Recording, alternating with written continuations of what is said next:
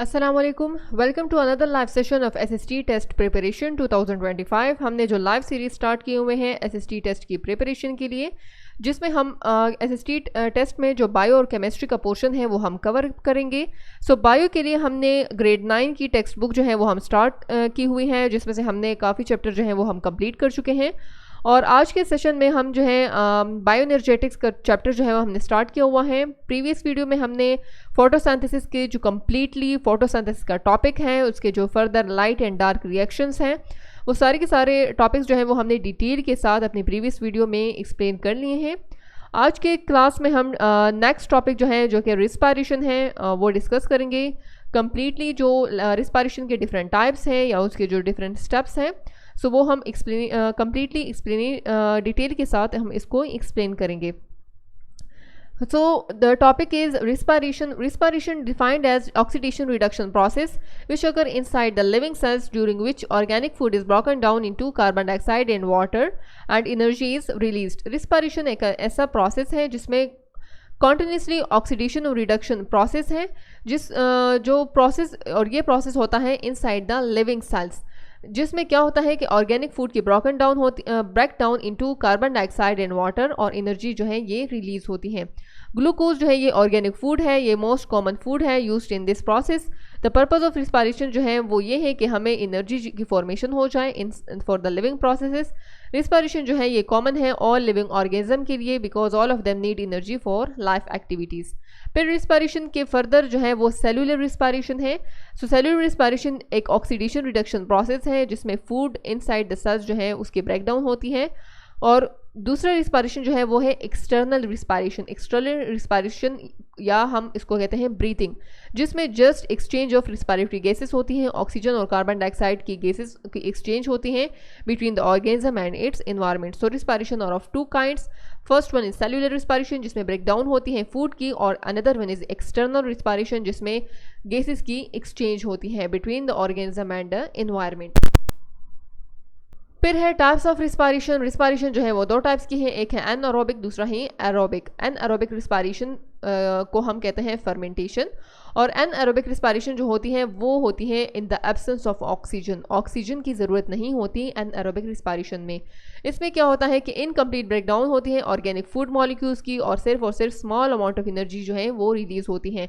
ये होते हैं साइटोप्लाज्म में। एंड एनएरोबिक रिस्पायरेशन जो है ये दो टाइप्स के हैं। फर्स्ट वन है लैक्टिक एसिड रिस्पायरेशन और दूसरा है अल्कोहलिक फर्मेंटेशन। फर्स्ट वन है lactic acid fermentation. Lactic acid fermentation हम इसको इस वजह से कहते हैं क्योंकि इसका एंड प्रोडक्ट जो है वो है लैक्टिक एसिड। ये होते हैं माइक्रो ऑर्गेनिज्म में और muscle cells of human beings में ये प्रोसेस प्रोसीड होते हैं। When more energy is needed it complete in 2 step. 2 steps में ये कंप्लीट होते हैं। फर्स्ट वन है ग्लाइकोलिसिस, जो कि फर्स्ट स्टेप है जिसमें इन विच ग्लूकोज जो है is broken down into 2 molecules of pyruvic acid and NAD is reduce to NADH। इसमें क्या होता है, इसके रिएक्शन से ही हम इसके प्रोसेस को समझेंगे। इसके रिएक्शन में ये होता है कि हम ग्लूकोज मॉलिक्यूल्स को ले लेते हैं और इससे पहले 2 पायरुविक एसिड की फॉर्मेशन हो जाती है। फिर 2 पायरुविक एसिड्स की फर्दर ब्रेकडाउन होकर हमारे पास 2 लैक्टिक एसिड की फॉर्मेशन होती है। ग्लाइकोलिसिस इसका फर्स्ट स्टेप है। ग्लाइकोलिसिस अगर हम एरोबिक रिस्पायरेशन की बात करें या एनएरोबिक की, तो first step is similar in both cases. First step में ग्लाइकोलिसिस होगा एनएरोबिक में भी और एरोबिक में भी, जिसमें ग्लूकोज की ब्रेकडाउन होगी इनटू पायरुविक एसिड। फिर पायरुविक एसिड की फॉर्मेशन के बाद नेक्स्ट स्टेप में वो NADH को रिड्यूस करके इससे बन जाएगा लैक्टिक एसिड, और इस प्रोसेस में जस्ट 2 ATP मॉलिक्यूल्स की फॉर्मेशन होगी from 1 glucose molecule. Yogurt is a dairy product produce by bacterial fermentation of milk. Milk की बैक्टीरियल फर्मेंटेशन से हमारे पास यूगर्ट की फॉर्मेशन होती है। Fermentation of lactose produce lactic acid.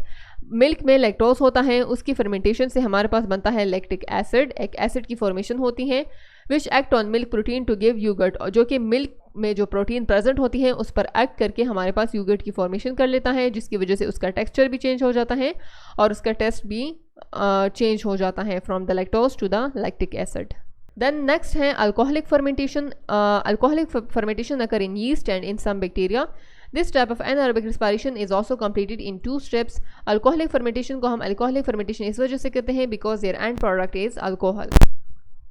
First step वही सेम स्टेप है ग्लाइकोलिसिस, जिसमें ग्लूकोज मॉलिक्यूल की ब्रेकडाउन होकर 2 पायरुविक एसिड की फॉर्मेशन हो जाती है।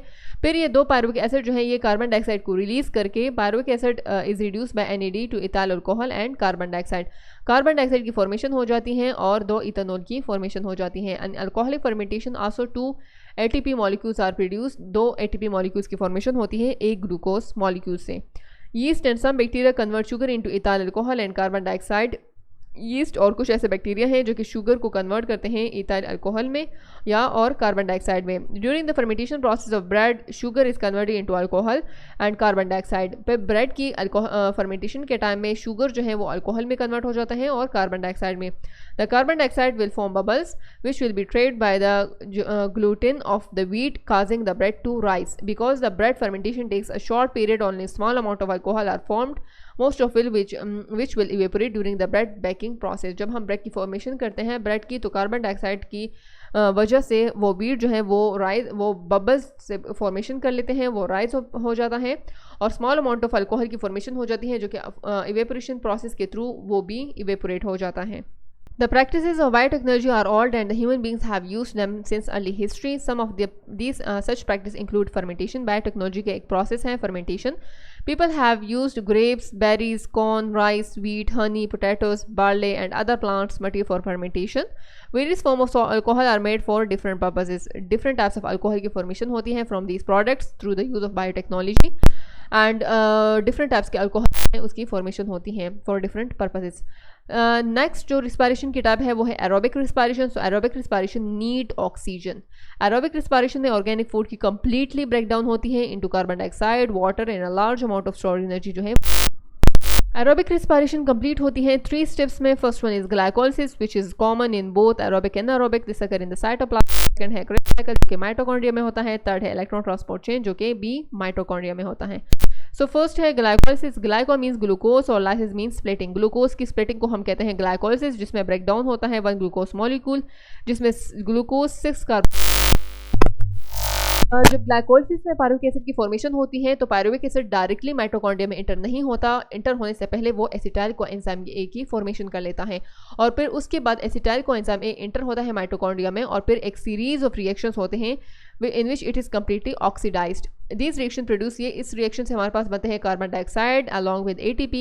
इस रिएक्शन में coenzyme NAD, FAD, flavin, adenine dinucleotides are reduced to NADH and FADH respectively. इसमें इन कोएंजाइम की रिडक्शन होती है और ये रिड्यूस होकर NADH और FADH की फॉर्मेशन हो जाती है। नेक्स्ट स्टेप है electron transport chain. Electron transport chain में क्या होता है, ये प्रोसेस ये लास्ट स्टेप है एरोबिक रिस्पायरेशन में। इस में क्या होता है is the oxidation of reduce coenzyme NADH and FADH produced in glycolysis and Krebs cycle. It is done by using oxygen. Oxygen के जो ऑक्सीजन यूज़ होता है वो इलेक्ट्रॉन ट्रांसपोर्ट चेन में यूज़ होता है। इस स्टेप में क्या होता है 2 इलेक्ट्रॉन रिलीज हो जाते हैं फ्रॉम NADH एंड FADH। वो इलेक्ट्रॉन जो है पास होते हैं along a series of electron carriers known as cytochromes. फिर साइटोक्रोम से पास होने के बाद during transport from one cytochrome to another energy जो होती है इलेक्ट्रॉन लॉस होते हैं। इलेक्ट्रॉन जो है वो एनर्जी को लॉस करते हैं। वो सारी की सारी एनर्जी हम यूज़ करते हैं ATP की फॉर्मेशन के लिए from ADP and phosphate. At the end oxygen molecule जो है वो इलेक्ट्रॉन को एक्सेप्ट कर लेता है और वाटर की फॉर्मेशन हो जाती है। Energy produced in respiration. The complete oxidation of one molecule of glucose into carbon dioxide and water generate 38 ATP. Actually जो complete ATPs की फॉर्मेशन होती है वो 38 होती हैं from 1 glucose molecule oxidation. But during glycolysis 2 ATP molecule जो है वो यूज अप हो जाते हैं। सो इसी वजह से हमारे पास जो नेट गेन है वो है 36 ATP फ्रॉम 1 ग्लूकोज मॉलिक्यूल। ये these ATP are generated step wise, some during glycolysis, some during Krebs cycle and some are generated during the electron transport chain. So step by step इन ATPs की formation होती है और collectively हमारे पास जो net gain हो ATPs हैं वो है 36 ATP molecules from 1 glucose molecule. यहाँ पर डायग्रामेट्रिकली रिप्रेजेंटेशन है रिस्पायरेशन के प्रोसेस से कैसे हमें net gain of ATP 36 ATPs की फॉर्मेशन होती है। सबसे पहले ग्लूकोज जो है उससे बनते हैं पायरुविक एसिड, 2 ATPs की फॉर्मेशन हो जाती है। ग्लाइकोलिसिस इस प्रोसेस को हम कहते हैं ग्लाइकोलिसिस। देन पायरुविक एसिड जो है वो कन्वर्ट होता है एसिटाइल कोएंजाइम A में before entering into the mitochondria. Then we have Krebs cycle. फिर ग्लाइकोलिसिस के प्रोसेस में हमारे पास 2 NADH की फॉर्मेशन होती है। फिर पायरुविक एसिड जब एसिटाइल कोएंजाइम में कन्वर्ट होता है तो भी हमारे पास 2 NADH की फॉर्मेशन हो जाती है। यहाँ पर 2 ATPs की फॉर्मेशन होती है during the glycolysis. Cribs cycle में 6 NADH की फॉर्मेशन होती है, 2 FADH की और 2 ATPs की। तो NAD से यहाँ पर इसकी एक NADH से 3 ATPs की फॉर्मेशन होती है और एक FADH से 2 ATPs की फॉर्मेशन होती हैं। सो यहाँ पर 2 FADH से 4 ATPs बनते हैं और यहाँ पर 6 NADH से 18 और यहाँ पर 2 से 6। सो ये सारे ATPs को अगर हम काउंट कर लें, सो टोटल हमारे पास ATPs जो कि काउंट आती हैं वो है 36 ATPs from one single glucose molecule. So ये टोटल ATPs काउंट है और टोटल NADH और FADH हैं कि कहाँ पर कितने NADH, FADH और ATPs की फॉर्मेशन होती हैं। सो इस टाइप के MCQs आते हैं कि टोटल NADH जो है वो क्रिब्स साइकिल में कितने बने, कितने ग्लाइकोलिसिस के प्रोसेस में बने और कितने इलेक्ट्रॉन ट्रांसपोर्ट चेन में। So this is total count of the NADH, FADH and ATPs। फिर उसके बाद है comparison between the aerobic and anaerobic respiration. Aerobic में ऑक्सीजन प्रेजेंट होता है, एनारोबिक में नहीं प्रेजेंट। नंबर ऑफ ATP यहाँ पर 36 है, यहाँ पर जस्ट ऑक्सीजन जो है उसकी 2 ATPs की फॉर्मेशन है, 2 ATPs की फॉर्मेशन है। फिर फाइनल प्रोडक्ट जो है वो यहाँ पर कार्बन डाइऑक्साइड और वाटर है, यहाँ पर लैक्टिक एसिड और इथेनॉल और कार्बन डाइऑक्साइड है। साइट ऑफ अकरेंस ये ग्लाइकोलिसिस जो होते हैं वो साइटोप्लाज्म में, क्रिब्स साइकिल और इलेक्ट्रॉन ट्रांसपोर्ट जो है दोनों माइटोकॉन्ड्रिया में, और यहाँ पर ग्लाइकोलिसिस साइटोप्लाज्म में होता है। इसकी इंपॉर्टेंस क्या है, ये मेजर सोर्स ऑफ एनर्जी है फॉर मोस्ट ऑर्गेनिज्म। एनारोबिक जो है ये सोर्स ऑफ एनर्जी है एनारोबिक ऑर्गेनिज्म के लिए, ये सोर्स ऑफ एनर्जी है एरोबिक ऑर्गेनिज्म के लिए, short supply of oxygen. Source of many useful product जिसके लाइक इथेनॉल है, चीज़ की प्रोडक्ट्स की फॉर्मेशन के लिए भी ये एक सोर्स है। So this is the difference between aerobic and anaerobic respiration.